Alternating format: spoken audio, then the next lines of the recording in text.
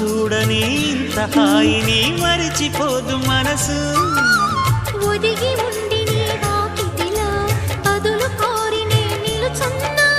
దారి తెలియని చీకటిలో వెలుగు చూసి కాదంటారా.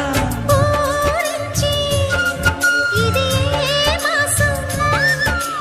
ప్రేమించే ప్రతి గుండెను అందెల సందడి చేసే హేమంతం ఇది. మన సొంతం అయినది.